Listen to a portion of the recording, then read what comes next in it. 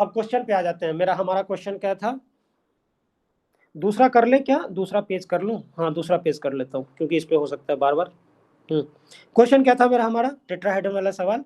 Plane का equation दे रखा है, राइट? IT advance. मैं क्वेश्चन लिख दूं थोड़ा सा, ठीक है? तो उसमें आपसे क्या बोल रहा था, उसमें टेट्राहेड्रन के बारे में जानने का इतना जरूरत था नहीं, ठीक है? मैं बस वेक्टर के बारे में कराने के लिए मैंने ऐसा किया था। तो क्या है, एक प्लेन P1 दे रखा है आपको, 10x plus 15y plus 12z minus 60 equal to 0। एक सवाल करा रहा हूं, लेकिन इससे आपको बहुत कुछ, मतलब आप रेप्लिकेट कर सकते हैं बहुत ज्यादा सवाल में। Plus 5y plus 4z minus 20 equal to 0, ठीक है?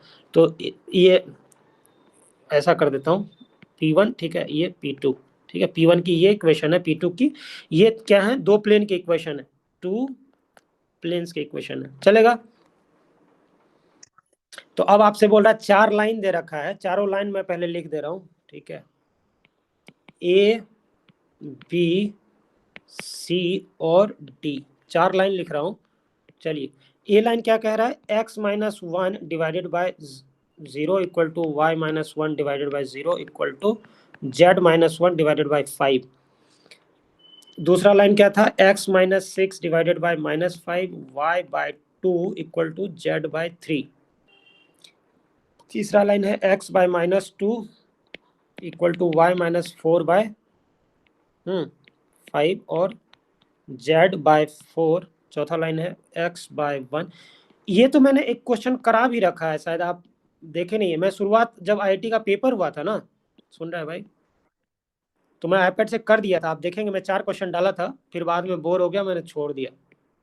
अकेले पढ़ाना अच्छा नहीं लगता था ना, कोई बच्चा नहीं रहता है तो क्या करेगा। ये 4 लाइन दे रहा है, आपसे बोल रहा है कि इस चारों में से विच ऑफ दीज ABCD, ये चारों लाइन में which can be an edge of, ध्यान दीजिए वर्ड पे सम लिख रखा है यहाँ पे, सम टेट्राहेड्रन, ठीक है? whose two faces lie on plane P1 and plane P2, चलेगा? क्वेश्चन कंप्लीट हुआ? P1 एक प्लेन P1 का इक्वेशन है, एक प्लेन P2 का इक्वेशन है। अब आपको नहीं लग रहा है कि टेट्राहेड्रन में कितने फेस होते हैं? 4 फेस होते हैं, 4 फेस होते हैं, राइट? तो 4 फेस में आपसे बोल रहा है कि 2 फेस P1 और P2 है, चलेगा? मतलब फेस तो यार छोटा पार्ट होगा ना, लिमिटेड पार्ट होगा। प्लेन तो इन्फिनिटी तक जाता है ना, तो प्लेन P1 इन्फिनिटी तक जा रहा है, प्लेन P2 भी इन्फिनिटी तक जा रहा है। बट इसके अंदर एक फेस F1 हो सकता है ना, और इसके अंदर एक फेस F2 हो सकता है, right? Triangular face F1, triangular face F2 हो सकता है, जो किसी टेट्राहेड्रन के दो ट्रायंगुलर फेस बना रहे होंगे, चलेगा? ठीक है ना? प्लेन का इक्वेशन तो इन्फिनिटी तक है, बट वो बोल रहा है कि उस प्लेन में कोई एक ट्रायंगल लाई कर रहा है, ठीक है, जो फेस की तरह काम कर रहा है उस टेट्राहेड्रन का। और वो टेट्राहेड्रन के बारे में कुछ नहीं बोल रहा है। टेट्राहेड्रन कैन भी कुछ भी, टेट्राहेड्रन अपने आप को देखिए, सम मतलब क्या है, ये जनरल की बात कर रहा है। मतलब वो टेट्राहेड्रन को आप शिफ्ट करते रहिए, कोई पार्टिकुलर टेट्राहेड्रन नहीं दिया है कि इस टेट्राहेड्रन के एज होंगे कि नहीं होंगे। समझ में आया क्वेश्चन? ठीक है, तो इसलिए मल्टीपल आंसर में है ये चीज, क्योंकि पार्टिकुलर टेट्राहेड्रन नहीं है यहाँ पे। तो आपको जनरल टेट्राहेड्रन का कौन सा एज हो सकता है, ये चारों लाइंस बताइए। अब ये फेस इंटरसेक्ट करते हैं तो कितने लाइंस बन रहे थे हमारे पास, कितने लाइंस बन रहे थे, एज कितने थे बताओ? अभी तो पढ़ाया था टेट्राहेड्रन के 6 होते हैं, ठीक है? तो वही 6 एज क्या करेंगे, लाइन के ही तो पार्ट होंगे, राइट? तो ये लाइन सब कहां से दे रखा है, ये जो लाइन है, सपोज ये L1 दे रखा है, ये L2 दे रखा है, ये L3 दे रखा है, और ये L4 दे रखा है। तो ये L1 L2 L3 L4 जो 4 लाइंस हैं, तो लाइंस तो इन्फिनिटी तक जाएगा दोनों साइड, राइट? एज तो लिमिटेड हो जाएंगे, राइट? तो एज वही है कि उस लाइन पे वो एज लिमिटेड पार्ट में आ जाए, लाइन सेगमेंट बना ले, ठीक है? तो ये चारों में से कौन से एज बन सकते हैं, समझ में आया चारों लाइंस? क्वेश्चन क्लियर हो गया, राइट? बढ़ूंगा अब आगे, क्वेश्चन क्लियर हो गया? चलो देखिए, एक ही क्वेश्चन से बहुत कुछ समझाने की कोशिश कर रहा हूं, तो 4 पॉसिबिलिटी है मेरे पास। क्या है? 4 पॉसिबिलिटी है। देखो शॉर्टकट का भी तरीका है, ठीक है ना, शॉर्टकट में, लेकिन आप अच्छे तरीके से पढ़ लीजिए ताकि एग्जाम में आप शॉर्टकट लगा लीजिए। समझ रहे हो? ठीक है ना। 4 पॉसिबिलिटीज हो सकते हैं। पहला पॉसिबिलिटी क्या हो सकता है बोलो? कोई एक एज के बारे में बात करते हैं, पहले फिगर बना देता हूँ, ठीक है ना, तब 4 पॉसिबिलिटी के बारे में बात करेंगे। फिगर बनाइए जरा सा। कैसे बनेगा फिगर? मान लीजिए कि मेरे पास एक ट्रायंगल ऐसा बन रहा है, ACD, एक ट्रायंगल ऐसा है, और दूसरा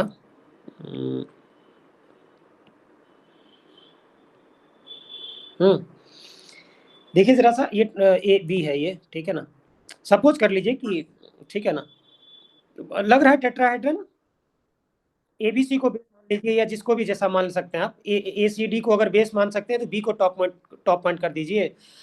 मैं उसको हटा तो सकता ही हूँ ना यार, मैं उसको, होता है ना, मैं उसको फ्लिप करके किसी और प्लेन के अबाउट रख दूं, तो कभी BCD को अगर मैं एक प्लेन में डाल दूं तो मेरा एक टॉप मोस्ट पॉइंट हो जाएगा, राइट?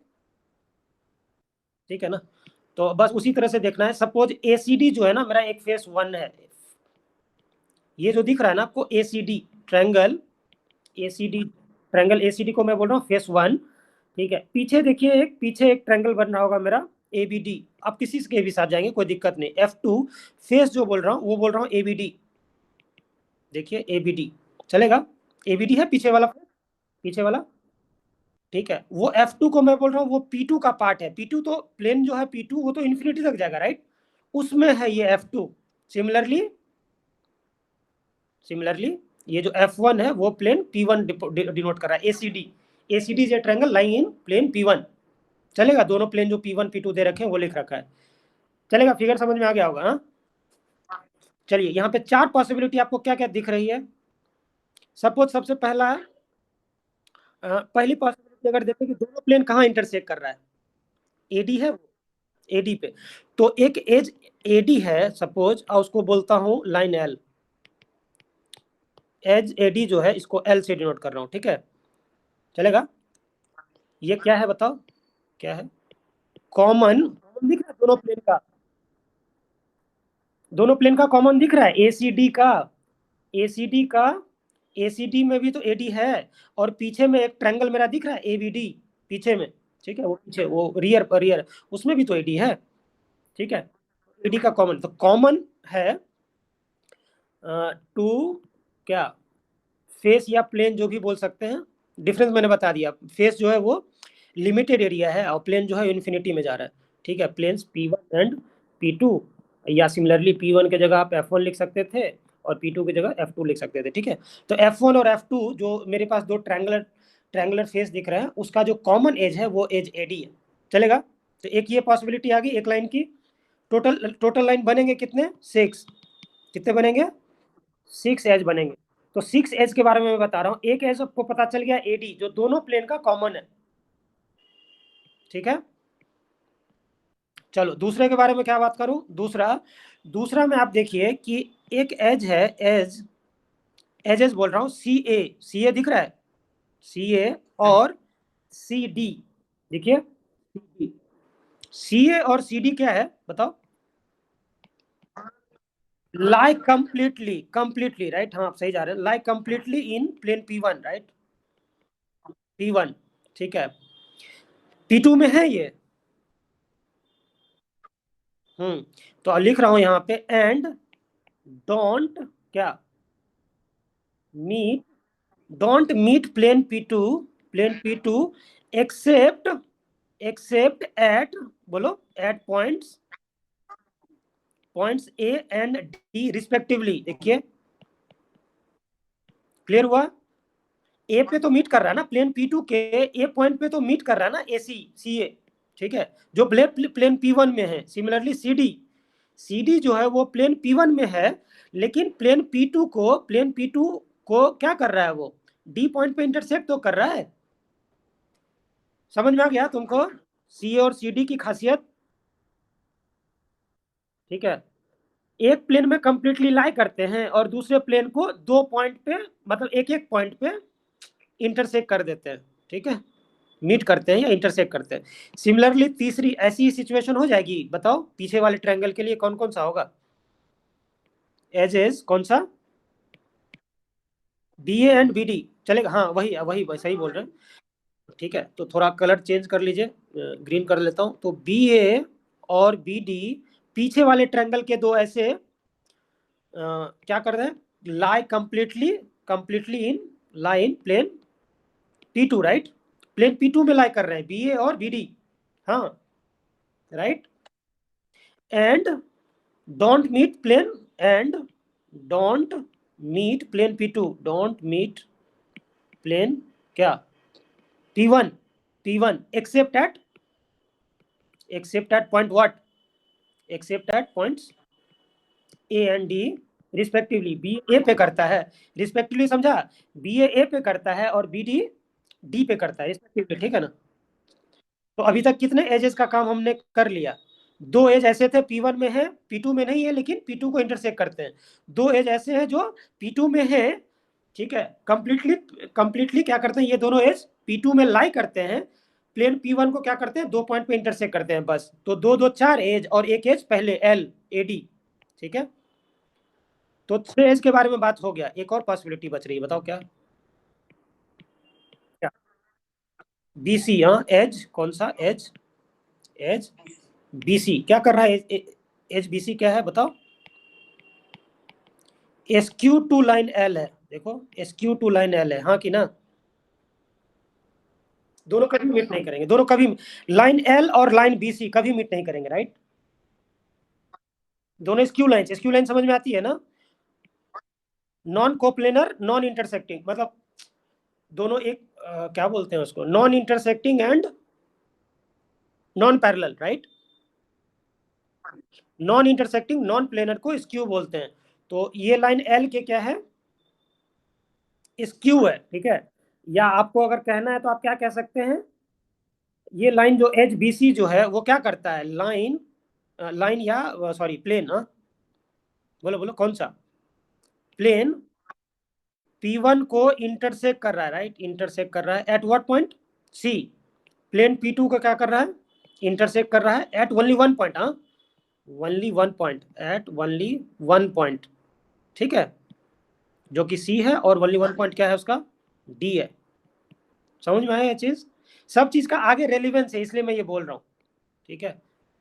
BC क्या कर रहा है, प्लेन P1 को एग्जैक्टली एक ही पॉइंट C पे इंटरसेक्ट कर रहा है, और BC क्या कर रहा है, BC कहाँ चला गया, हाँ BC राइट, उल्टा लिख दिया क्या?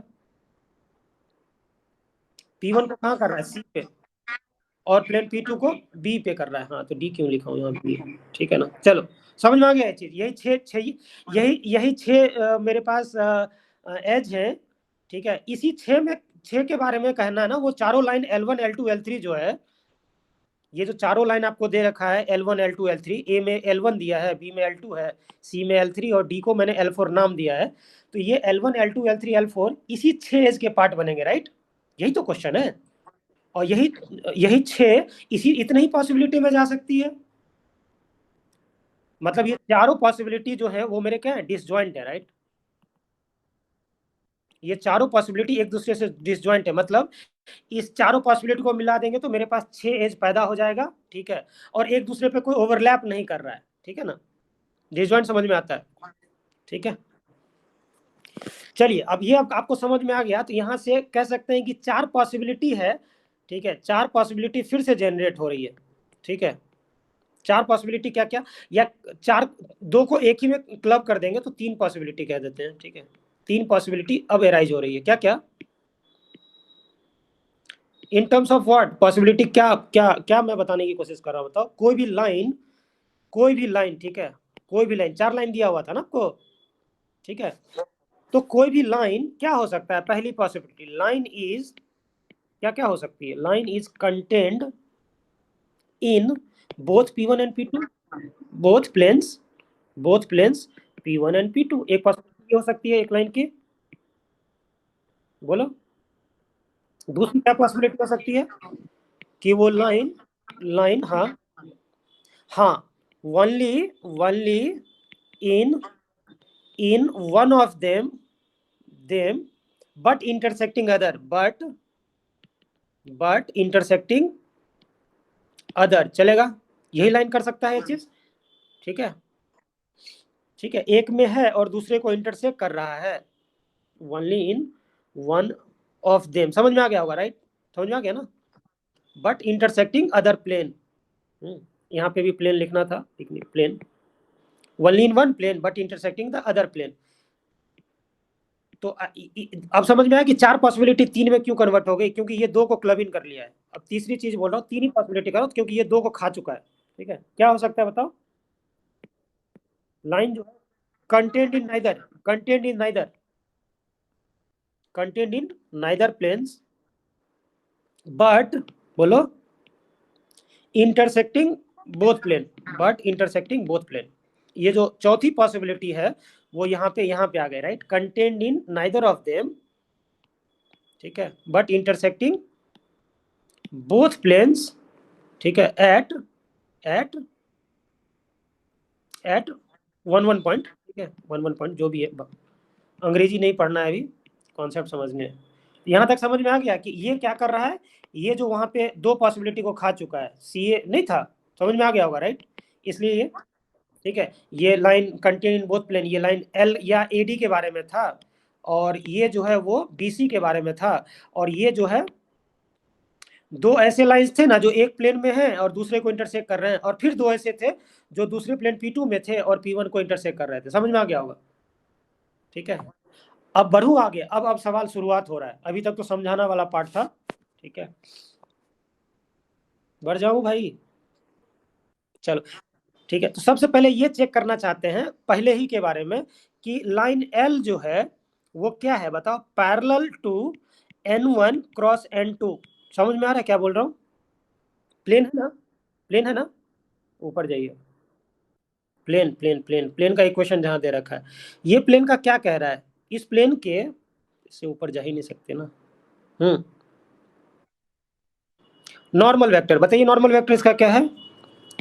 N1, इस प्लेन के नॉर्मल वेक्टर है, डायरेक्शन कोसाइन है 10, 15 और 12, हाँ कि ना? या N1 वेक्टर के रूप में अगर लिखना है, ये डायरेक्शन कोसाइन है, direction, sorry, direction ratio of N1 vector. मैं लिख नहीं रहा हूँ, N1 vector is perpendicular to plane P1, normal vector. P2 का क्या हो जाएगा सिमिलरली? N2।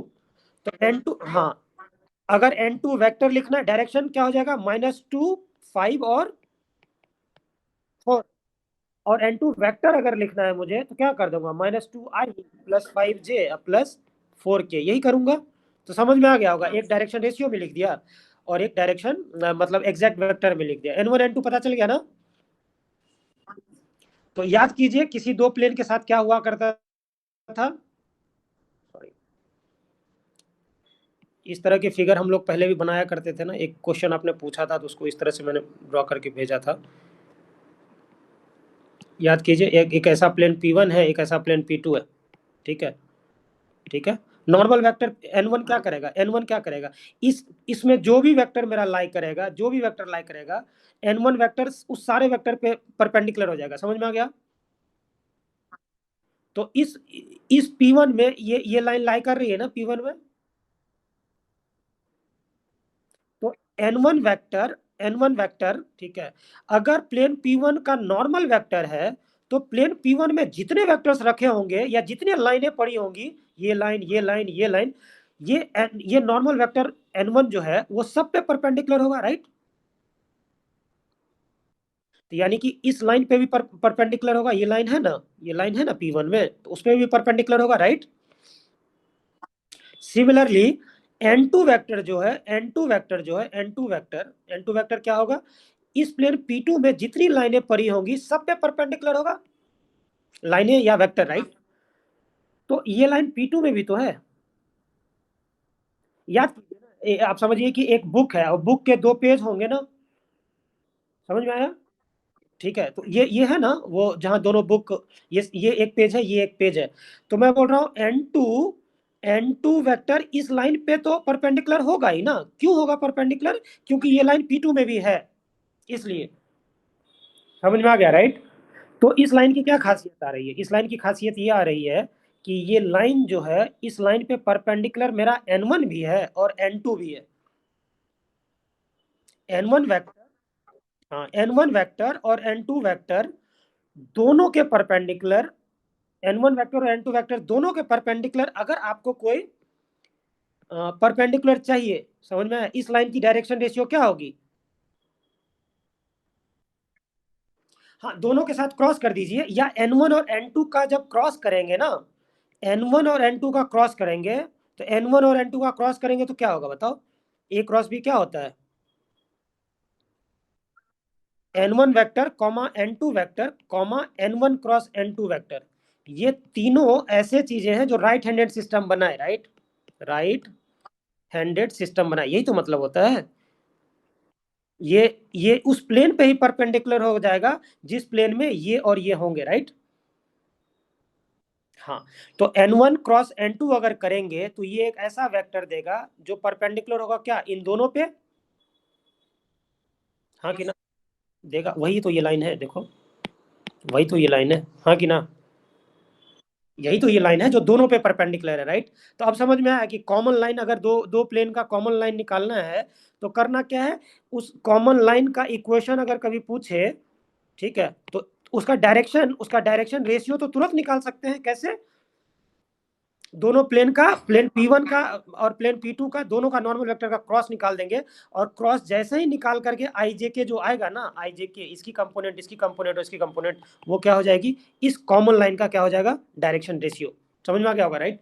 तो ये सबसे सिंपल तरीका है। याद होगा आपको एक सवाल जो आपने पूछा था, वहां पे भी ये चीजें मैंने लगा दी थी, ठीक है क्या?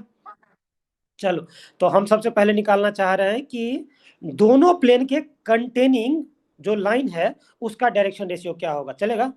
बताइए।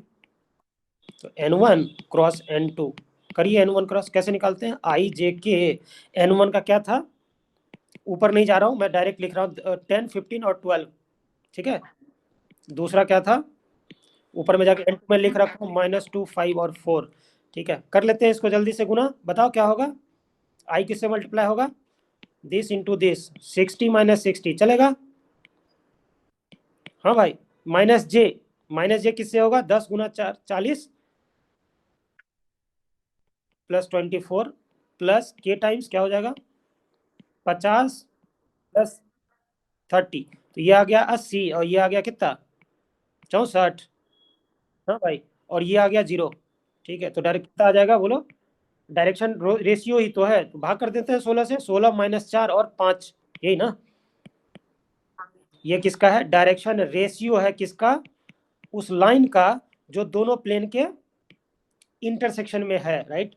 चलेगा, ठीक है। तो 0 -4, 5 ये याद रखिए, और ऊपर जाइए, चारों चारों लाइन का देखिए। 0 क्या है, 0 -4 और 5, राइट, है इस लाइन का। देखिए इस लाइन का डायरेक्शन रेशियो है क्या, 0 0 और 5, नहीं है, नहीं है ना, क्या होना चाहिए, क्या होना चाहिए, 0, -4, 5 ये चाहिए, इसका है नहीं है, क्या इसका है, नहीं है, किसी का नहीं है, मतलब ये चारों के चारों कॉमन, दोनों प्लेन के कॉमन एज वाले लाइन तो नहीं बन सकते, पहली पॉसिबिलिटी खारिज होगी, राइट। ठीक है, क्या ये समझ में आ गया? तो आप क्या लिख सकते हैं, none of lines L1 L2 L3 और L4 जो चारों ऑप्शन में दे रखे हैं, ठीक है, इज इवन पैरेलल टू क्या बोलो, एल, एल निकाले ना अभी, ये एल निकाला था, ये एल निकाला था अभी, दिस वाज एल, जो जिसको आप क्या बोल सकते थे, एडी, हाँ, जो दोनों प्लेन के P1 और P2 के क्या थे, लाइन ऑफ इंटरसेक्शन, क्या लाइन ऑफ इंटरसेक्शन। तो ये तो समझ में आ गया कि P1 और P2 के दोनों के लाइन ऑफ इंटरसेक्शन में जो फिलहाल एडी दिख रहा था, जिसको हमने एल से बोला था, तो L1 L2 L3 L4 ऐसी कोई is not even parallel to L, समझ में आया ना, एल अभी जो है n1 क्रॉस n2 से जो निकाला था एल, तो ये चारों लाइन इस लाइन एल के पैरेलल भी नहीं है। तो जब पैरेलल भी नहीं है तो forget about being an edge, right, नहीं समझे, forget about being an edge, हाँ कि ना, बोलो। समझ में आया? जब पैरेलल नहीं है एल के, यार देखो पैरेलल होता ना तो हो सकता था ये टेट्राहेड्रन का एज है और ये लाइन उसे पैरेलली कहीं चली गई है, राइट? समझ में आया? समझ में आ गया होगा, राइट? तो पैरेलल ही नहीं है तो क्या ही बात करना है, कभी एज होने की कोई, एज होने की तो और भी चांसेस नहीं है, ये चांसेस तो और खारिज हो जा रहा है। कम से कम पैरेलल तो होने दो, पैरेलल होता तो फिर से चेक करते कि एज है कि नहीं है, राइट? ठीक है। अरे एज होने के लिए किसी एक फिक्स पॉइंट से गुजरना पड़ रहा है ना, तो हो सकता है ना कि इस एज के पैरेलल ये लाइन है, ये लाइन है, लेकिन पैरेलल अगर है तब भी जरूरी नहीं है कि वो एज बना पाता, ठीक है ना? हालांकि पार्टिकुलर टेट्राहेड्रन तो होता तब हम वो चेक कर पाते, फिलहाल मतलब यार अगर देखो वो पॉइंट किसी प्लेन में तो लाई करना पड़ेगा ना। मान लो अभी मान लो कि किसी के साथ पैरेलल आ जाता L1 L2 L3 L4 में, किसी के साथ ये L के साथ सपोज पैरेलल आ जाता, L का जो अभी निकला है ना, क्या निकला था, 0 - 4,5, right? Suppose L1 L2 L3 में डायरेक्शन रेशियो में किसी का इसके साथ मैच कर जाता, राइट? तो इतना तो पता चल जाता ना कि वो लाइन इसके पैरेलल है, राइट? तो चेक करते ना कि जिनमें से इनमें से जिनका भी ये डायरेक्शन रेशियो इसके साथ मैच कर जाता, सपोज L3 का कर जाता, तो चेक करते ना कि L3 का कोई स्पेसिफिक पॉइंट कभी प्लेन P1 और प्लेन P2 में लाई करता है कि नहीं, राइट? इनफैक्ट दोनों में लाई करता है कि नहीं, राइट? समझ में आया? तो L3 का केवल डायरेक्शन रेशियो अगर 0 - 4,5 के साथ मैच कर भी जाता ना अगर, तो इतना पता चलता कि भाई L के पैरेलल है L3, इतना ही ना। लेकिन एज होने के लिए फिर से चेक करते कि क्या L3 का जो वो पॉइंट है ना भाई, ठीक है, क्या L3 का कोई भी पॉइंट क्या P1 एंड P2 पे कभी जाकर के मीट करता है कि नहीं? समझ में आया ये बात? तब ना लाइन बनता, तब ना एज बनता। समझ में आ गया बात? तो जब पैरेलल ही नहीं है तो चेक ही नहीं करना एज होने के लिए, पैरेलल होता तब भी हमको थोड़ा सा टाइम लगता। समझ में आ गया होगा बात? चलो, तो अब हमको क्या करना है कि एज होने के लिए कुछ और रीजंस तो क्वालिफाई होता है ना, क्योंकि पॉसिबिलिटी तो हमने पहले देख रखी है। जरूरी तो नहीं है ना कि इतना चेक कर लिए तो सारे ऑप्शन हम खारिज कर दें। समझ में आ गया ना? Other reasons exist, right, to qualify being an edge of some tetrahedron. समझ में आया? With faces containing P1 and P2। चलिए, तो अब हमको क्या क्या क्या करना है, हमको क्या चेक करना है, क्या चेक करना है, चेक चेक चेक क्या करना है कि वेदर वेदर Li, जहां आई की वैल्यू क्या है, 1 2 3 4, चलेगा? समझ में आ गया? अरे चारों लाइन को मैंने कैसे लिखा है, Li, ठीक है, जहां आई की वैल्यू क्या है, 1 2 3 4। हाँ, तो चेक कर रहा हूं कि क्या Li is contained in plane, क्या प्लेन पीजे, सपोज जहां जे की वैल्यू बोल रहा हूँ 1 2, चलेगा? क्योंकि दो ही प्लेन है ना, तो P1 और P2 के जगह पीजे लिख रहा हूँ जहां, ठीक है? तो अब ये चेक करना है कि क्या कोई Li, ठीक है, मतलब L1 L2 L3 L4 में से कोई भी क्या एक प्लेन में, किसी प्लेन में कंटेंट हो, एंड ठीक है, या और मियरली इंटरसेक्टेड, और मियरली इंटरसेक्टेड। क्या चेक करना है हमको, क्या चेक करना है बताओ? कि किसी ये चारों लाइन में से कोई ऐसा लाइन है जो किसी एक प्लेन में लाई करता हो, या केवल ऐसा ही है कि किसी प्लेन को वो इंटरसेक्ट कर रहा हो, बस इतना ही, इतना ही तो चेक करना है, ठीक है? तो इसको इंस्पेक्शन से भी कर सकते हैं, अगर मेरे यूट्यूब पे है वो चीजें, ठीक है, उसमें मोर और लेस यही कराया है, ठीक है, लेकिन वो थोड़ा रॉ जैसा है, ठीक है, तो यहाँ पे थोड़ा सा मैंने सिस्टमेटिक करने की कोशिश कर रहा हूँ, तो वहां मत ही देखिएगा, ठीक है? चलिए यहीं पे देखते हैं अब कि सिस्टमेटिक तरीका क्या है। ठीक है, सिस्टमेटिक ऐसा तरीका है जो हो सकता है आप कि कहीं और भी लगा लें, सिस्टमेटिक क्या प्रोसीजर, जो भी है, ठीक है, प्रोसीजर या मेथड, जो किसी और सवाल में भी आप लगा सकते हैं। ठीक है, तो अब देखिए कि क्या कह रहा हूं इसमें। सपोज कीजिए कोई लाइन, ठीक है, लाइन का इक्वेशन कैसे लिखते हैं, किसी एक पॉइंट से गुजरे, suppose v1 x - v1/u1 equal to x - v2/u2 equal to x - v3/u3। तो लाइन कैसे होता है, v1 v2 v3 इस पॉइंट से गुजर रहा है, चलेगा? और y1, अच्छा सॉरी, एक्स वाई जेड, ठीक है ना, हाँ। और U1 U2 और U3 क्या है, डायरेक्शन रेशियो है, ठीक है। तो लाइन का डायरेक्शन रेशियो है और V1 V2 V3 जो है, ठीक है ना, उसके एक पॉइंट है, तो लाइन यूनिक हो जाएगी मेरी, राइट। केवल डायरेक्शन रेशियो दे देगा तो इन्फिनाइट लाइन, ठीक है, और केवल एक पॉइंट दे देगा तब भी इन्फिनाइट लाइन, अगर दोनों दे दिया तो यूनिक लाइन, ठीक है ना। इसलिए बोलते हैं लाइन की डिग्री ऑफ फ्रीडम होती है दो। दो चीजें आपको चाहिए जिसकी वजह से कोई यूनिक लाइन बता पाए। कोई एक ही चीज दिया रहेगा तो वैसे इनफाइनाइट लाइन ड्रॉ कर देंगे, डायरेक्शन रेशियो दिया है तब भी, या कोई एक पॉइंट दे दिया, दोनों दे दिया तो फिक्स है। समझ में आ गया, राइट। तो कभी भी लाइन का इक्वेशन इस तरह से हो तो आप हमेशा इसको मान लीजिए टी।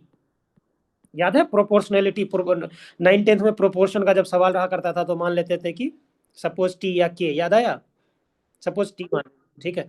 तो सपोज टी अगर मान लिया है तो ये तीनों आपस में बराबर है किसके, ठीक है। तो पहला बताइए क्या हो जाएगा, एक्स को क्या लिख सकता हूं, चलेगा ना, U1T प्लस V1, वाई को क्या लिखूंगा, U2 प्लस V2, जेड को क्या लिखूंगा, U3T V3।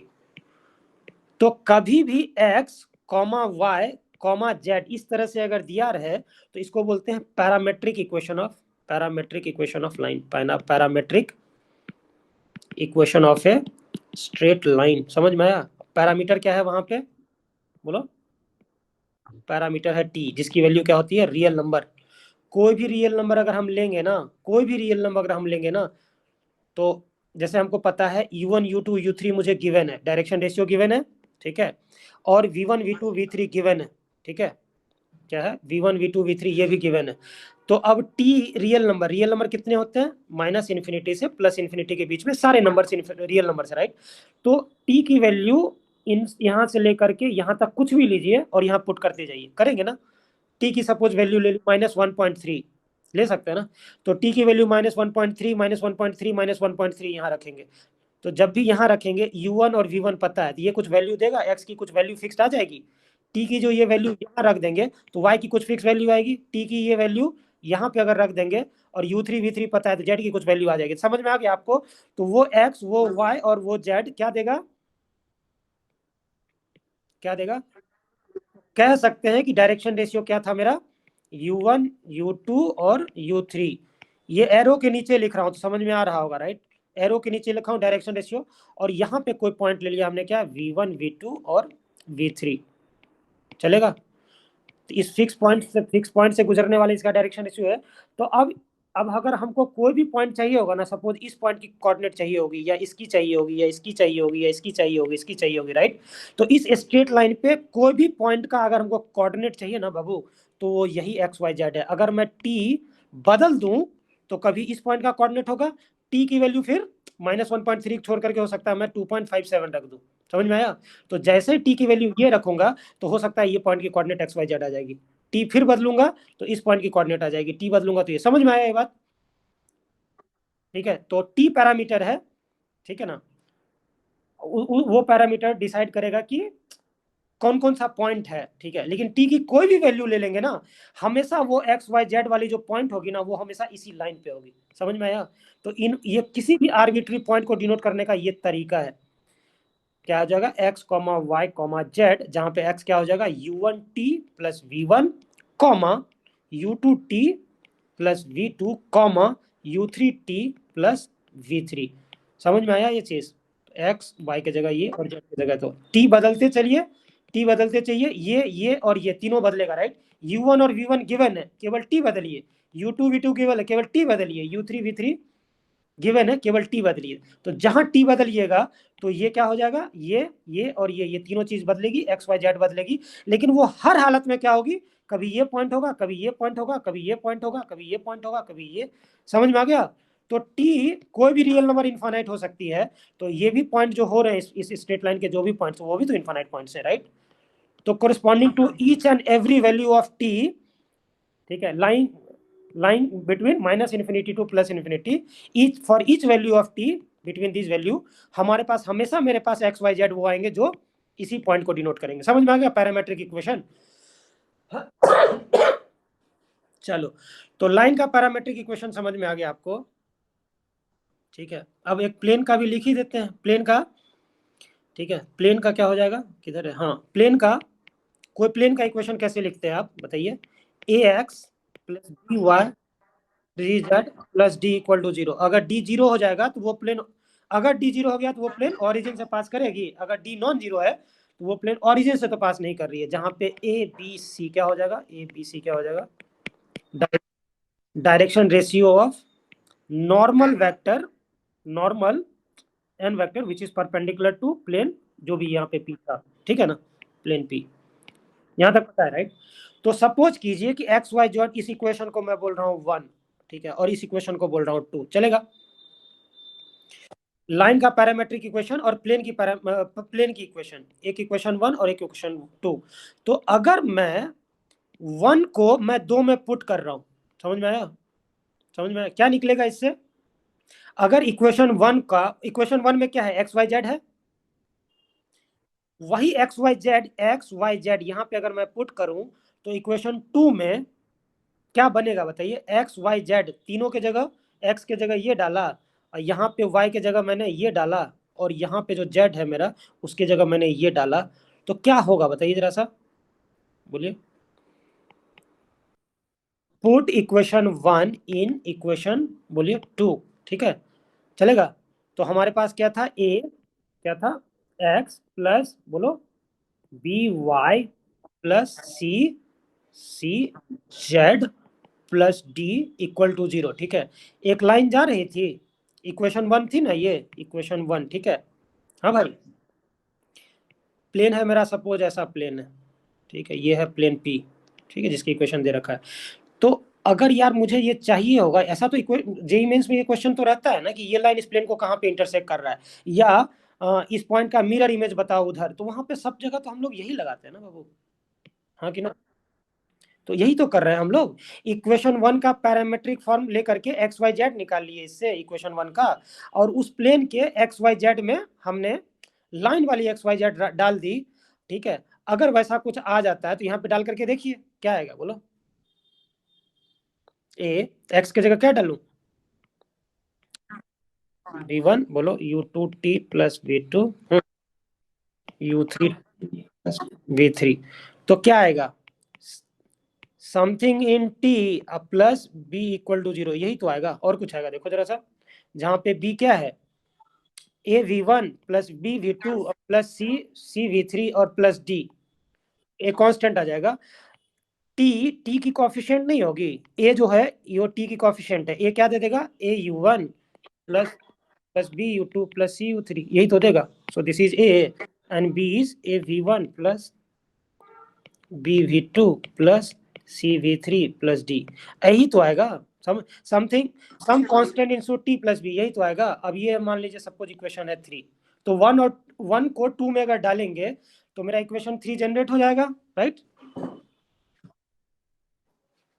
चलिए, तो अब इस इक्वेशन को, एक इक्वेशन 3 को हम थोड़ा और एक्सप्लोर करते हैं, ठीक है?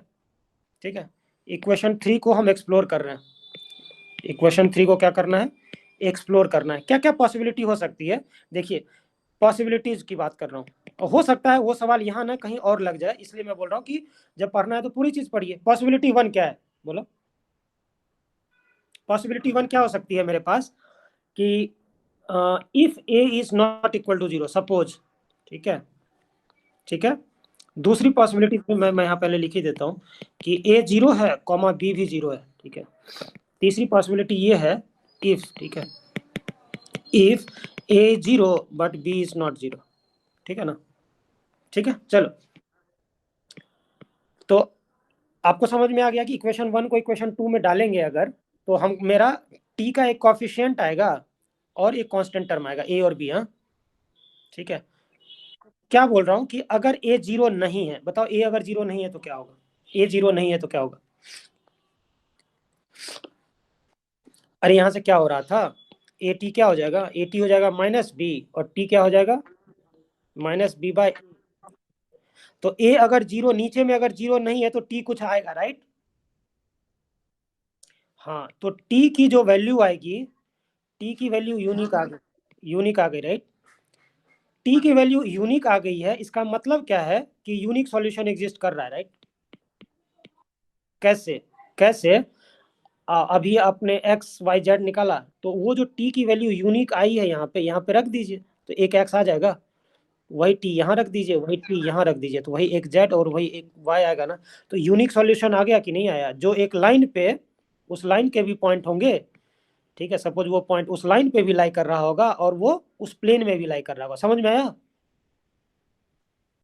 समझ में आ गया ये चीज कि यूनिक सॉल्यूशन दैट मीन्स, तो यूनिक सॉल्यूशन यानी टी का एक जो यूनिक वैल्यू आ गया उसके लिए क्या हो रहा है, इसका इसका मतलब ये हो रहा है ना, इसका मतलब ये हो रहा है, line cuts plane at one point, line cuts plane at one point, at only one point. हाँ, क्योंकि टी की वैल्यू एक ही आएगी, इकलौती आएगी, और टी की इकलौती वैल्यू अगर मैं एक्स वाई जेड में पुट कर दूं, तो समझ में आ गया राइट? वो पॉइंट और वो लाइन, वो पॉइंट जो होगा लाइन और प्लेन का यूनिक हो जाएगा, यानी line cuts plane at only one point, at only one point.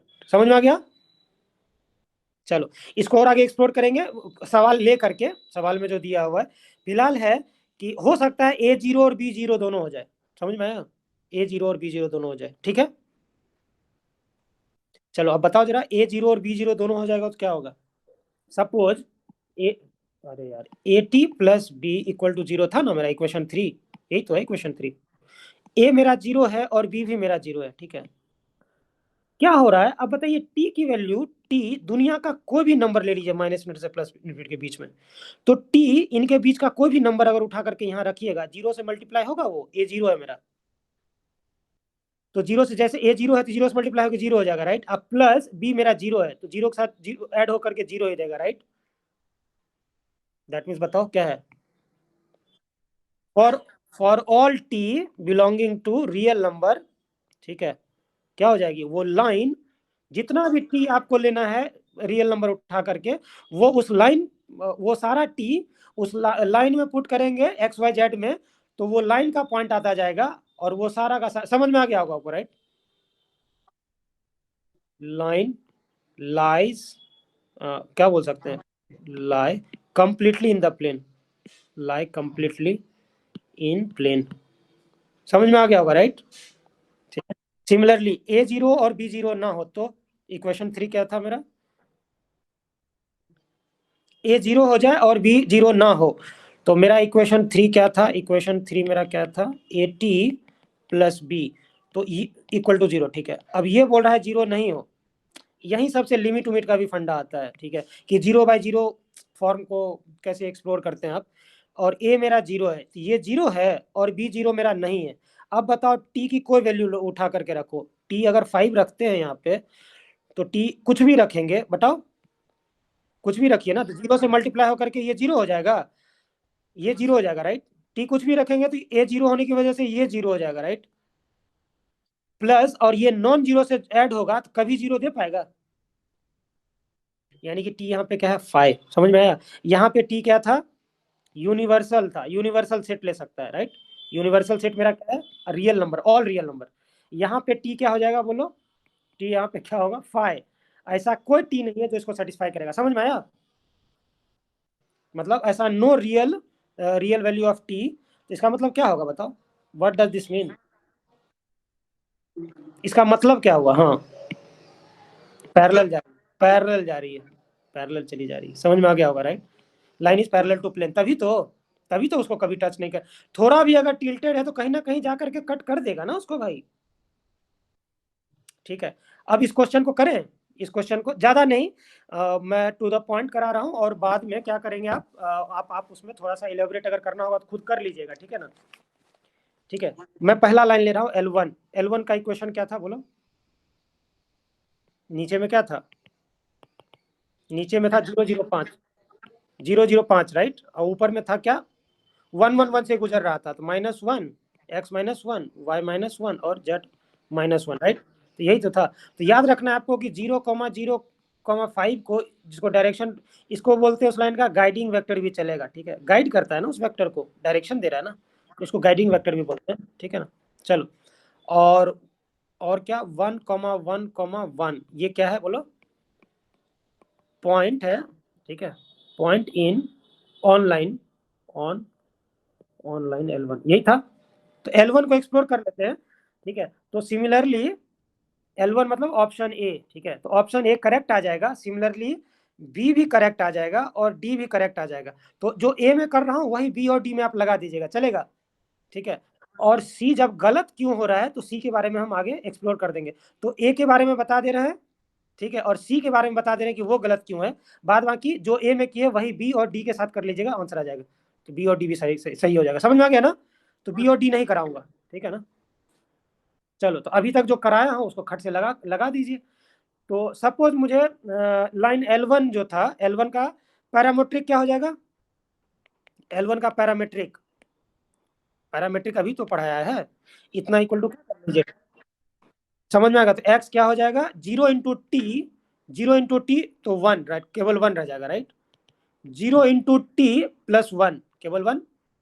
z क्या आ जाएगा, 5 × t+1, ये समझ में आ गया। तो ये पैरामीट्रिक दे दिया, ठीक है, ठीक है, चलेगा ना बाबू। अच्छा, अभी प्लेन का इक्वेशन हमने क्या लिया था, ax + by + cz + d, लेकिन वो प्लेन का इक्वेशन तो हमको P1 और P2 तो दिया हुआ ही है, राइट। हाँ हाँ, दिया हुआ है ना वो। तो प्लेन 1 और प्लेन P1 और प्लेन P2 दो ही चीजें तो हैं। तो P1 में मैं देखना चाहता हूँ कि प्लेन P1 के साथ क्या होता है, ठीक है, इसको एक्सप्लोर कर रहा हूँ, ठीक है। तो बताओ प्लेन P1 क्या था, 10 × x, राइट, यही था ना, 10x + 5y की 15y, श्योर है। अच्छा, 15 मैंने यहाँ पे थोड़ा गड़बड़ी किया है, तो ठीक है, 15 है तो देख लेंगे कि 15 के साथ क्या होगा, 10 और बढ़ा देंगे, यही तो होगा, ठीक है। तो लेकिन देखिए, मैं एग्जैक्ट पॉइंट भी निकाल दूंगा, लेकिन आपको वो एग्जैक्ट पॉइंट निकालने की जरूरत है नहीं, आप उससे पहले ही पता कर लेंगे कि ये ऑप्शन है कि नहीं है, समझ में आया। लेकिन मैं पूरा पढ़ा रहा हूँ, 10x + 15y + 12z - 60 = 0। और इधर क्या था, इधर था -+5y + 4z और -20 = 0।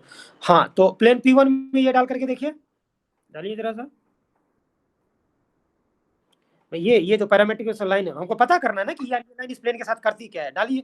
तो 10 × यहाँ पे क्या है, 1 है ना, ये x के जगह 1 आ गया, तो 10 × 1 10 ही रह जाएगा ना, +15 × 1 +12 बोलो z, 5t+1, हाँ भैया, -60 = 0, क्या आ जाएगा, 10 + 5 60t, बोलो 60t, और क्या, +12, +12, हाँ, +12 कितना हो जाएगा, ये 25, बोलो बोलो जल्दी से बताओ, 25 घट जाएगा 60 में, हाँ भाई। अच्छा, 25 और 12 भी तो है, हाँ, तो 25 और 12 ये हो जाएगा तुम्हारा 37, 37 तो 23, राइट। उस साइड जाकर के 23 हो जाएगा ना बाबू, चलेगा, ठीक है। टी की वैल्यू कितनी आ जाएगी, 23/60, ठीक है। अच्छा, ये टी की वैल्यू मैं अगर यहाँ पे पुट कर दूं तो मुझे पता चल जाएगा ना, टी की इस वैल्यू के लिए ये जो लाइन का पॉइंट देगा ना वो प्लेन P1 में लाई कर रहा होगा, प्लेन P1 में लाई कर रहा होगा, सब समझ में आ गया, राइट। तो क्या हो जाएगा, पॉइंट क्या हो जाएगा मेरा, point will be what, x है 1, y है 1, नहीं है ना इसमें, टी क्या डालें, इसमें क्या हो जाएगा, 5 × जो भी है देख लीजिएगा, टी की जो वैल्यू है वहां पे हमने क्या कर दी, पुट कर दी, चलेगा, ये जेड कोऑर्डिनेट बदल जाएगा, यही ना, ठीक है। तो इसको करके पॉइंट नहीं निकालना है, समझ में आया, वो रहता ना स्पेसिफिक पॉइंट निकालने के लिए तब ना, ये तो जेईई मेंस में सिंगल क्वेश्चन होता है, ठीक है। इसको कैलकुलेट करने मत बैठिएगा, ठीक है। ब- हाँ, कैलकुलेट मत कीजिएगा, ये लाइन L1 आंसर है कि नहीं, उसके लिए इसके कैलकुलेशन की जरूरत नहीं है, ये बोल रहा हूँ, ठीक है ना, कि ये इसको कैलकुलेट करते हुए कुछ खास ज्यादा तो है, 5 हो जाएगा, 12×5 = 60 ना, 12 आ जाएगा, नहीं, अब 12 + 1 12 कितना हो जाएगा, 35, 35/12, यही ना, कुछ ऐसे ही तो होगा, चलो जो भी होगा देख लीजिएगा आप लोग, या कुछ गड़बड़ तो नहीं किया हूँ, सही है। चलो, इसी को इसमें रख दो तो कितना हो जाएगा, -2 × 1 प्लस, डायरेक्ट रख रहा हूँ, +5 +20t, हाँ भाई, +4, +4 -20 = 0, क्या देगा यहाँ से, यहाँ से क्या देगा, 20t तो है, यहाँ से क्या देगा, -2 5 20t + 4, ये हो जाएगा कितना 6, उधर 20 हो जाएगा। 4 और 5 घट जाएंगे तो 11 दे देगा, 13 हो जाएगा। ठीक है, सो टी विल बी 13/20। ठीक है, एनीवे टी की वैल्यू जो भी है इससे तो डिफरेंट आ गई ना, आ गई। तो इससे अगर डिफरेंट आ गई तो टी के इसी वैल्यू को अगर इसमें पुट करेंगे तो पॉइंट मेरा डिफरेंट आएगा, इतना तो पता चल गया, इससे डिफरेंट आएगा, राइट। इसका मतलब क्या हो गया, क्या मतलब हुआ बताओ, कि ये L1 है, L1 है, हाँ, प्लेन P1 और प्लेन P2 को एक एक पॉइंट पे इंटरसेक्ट कर रही है, राइट। यानी कि हम लोग जो पढ़े थे ऊपर में वो लाइन BC जैसा है, राइट। याद आया BC, जो बोले थे SQ लाइन है, SQ2 जो नहीं था लाइन L, ठीक है, जो दोनों प्लेन के इंटरसेक्शन से आई थी, उसके एसक्यू हो जाएगा ये BC। दोनों दोनों L1 जो है, तो उस टेट्राहाइड्रन का वो पार्टिकुलर टेट्राहाइड्रन तो है नहीं, तो वो जनरल टेट्राहाइड्रन का क्या हो गया आपका। ठीक है, बोलो जल्दी बोलो। ठीक है, तो L1 इंटरसेक्ट कर रहा है ईच प्लेन को एट डिफरेंट पॉइंट्स, ये तो समझ में आ गया। तो टी भी ज्यादा कैलकुलेट नहीं करना है, ठीक है ना, टी की एग्जैक्ट वैल्यू निकालनी है ना, ये बस खाली इतना पता चल जाएगा कि यहाँ की टी और यहाँ की टी अलग आ गई, तो इसका मतलब है कि ये L1 SQ लाइन जैसी बना सकती है दोनों प्लेन को। L1 क्या कर रहा है, प्लेन P1 को और P2 को क्या है डिफरेंट पॉइंट, हाँ, इंटरसेक्ट एट फिर से वो चालू हो गया, इंटरसेक्ट एट डिफरेंट पॉइंट्स। तो आंसर है ना, समझ रहे हो क्या। कोई टेट्राहाइड्रन हाँ, कोई एक ऐसा टेट्राहेड्रन तो हम इमेजिन कर ही सकते हैं ना, जिसके दो दो दो फेसेज इस प्लेन से इंट्रोड्यूस हो रहे हैं, राइट। तो उसका एक तो ऐसा हो ही सकता है, डिस्कार्ड आप थोड़ी कर सकते हैं। समझ में आ गया होगा, राइट। तो सिमिलरली बी, आप बी में जो L2 है और सी में जो, सॉरी सी का तो मैं करूंगा अभी, डी में जो L4 है, सिमिलरली करके देख लीजिए, आपका आंसर दोनों आ जाएगा। ठीक है, मैं सी पे आ जाता हूं जिसका आंसर नहीं है, चलेगा। सी में L3 है, क्या है L3 बताओ।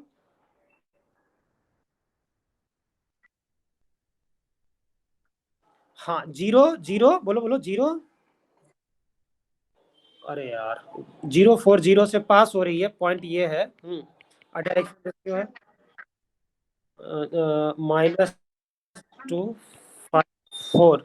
हाँ, तो इसका पैरामेट्रिक क्या हो जाएगा, वही सेम जैसे जो आप ले रहे थे, इक्वल टू टी ले लेंगे, x-0/-2, यही बोल रहे थे ना, y-4 4/5 और z-0/4, यही तो कर रहे थे, यही तो लाइन थी, इसी को ऐसे बोले थे। तो से टी पैरामेट्रिक क्या हो जाएगा, -2t comma 5t + 4 comma 4t, यानी कि x y z, ये जो है which is same as this.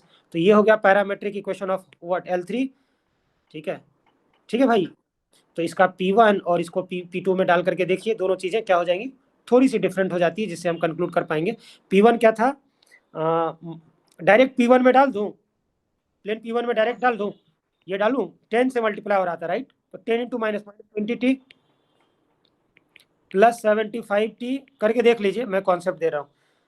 ठीक है, +60 +48t -60 = 0। ठीक है, यहाँ से t की वैल्यू जो निकलेगी वो 0 निकल जाएगी, करके देख लीजिए आप, कहीं कोई दिक्कत नहीं है। ठीक है, t 0 हो जाता है, ठीक है ना। t 0 हो गया, इसका मतलब क्या हो गया, t 0 पुट कर दीजिए इस पॉइंट में, क्या आ जाएगा t 0 रखने से, 0 कॉमा बोलो 4, t 0 रखने से ये 4 देगा, 4,0। ठीक है, तो यानी कि प्लेन प्लेन P1 को L3 जो है इस पॉइंट पे इंटरसेक्ट कर रही है, चलेगा। ठीक है, एक पॉइंट पे P2 में रख रहा हूँ, इस P2 में, P2 का, ठीक है, ग्रीन ले रहा हूँ, चलो P2 में डायरेक्ट पुट करके देखिए क्या आ जाएगा, 4 टाइम्स क्या, क्या हो जाएगा, -2 था क्या, इधर है भाई, -4, हाँ, रखे रखो रखो, 4t +25t +20 +16t -20 = 0, चलेगा।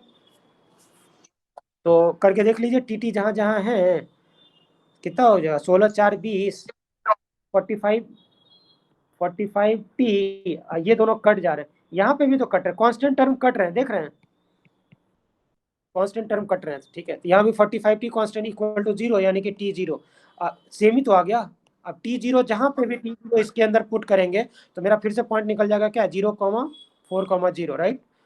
तो यहाँ पे आपको क्या समझ में आ रही है कि L3 एक ऐसी जो पॉइंट, जो ऑप्शन सी है, ठीक है, ऑप्शन सी जो मेरा L3 दे रहा है इनका इक्वेशन, वो दोनों प्लेन को क्या कर रहा है, दोनों प्लेन को एक ही पॉइंट पे इंटरसेक्ट कर रही है, राइट। अब दोनों प्लेन को एक पॉइंट पे इंटरसेक्ट कर रही है, तो सिंगल पॉइंट एज तो नहीं हो सकता ना, this and this single point, right. Single point can't be an edge, can't be an edge. तो सी गलत हो गया, बी और डी चेक कर लीजिएगा, आप चलेगा, ठीक है। चलिए नेक्स्ट क्वेश्चन पे आते हैं। नेक्स्ट क्वेश्चन जो है ना, वो वेक्टर्स में सबका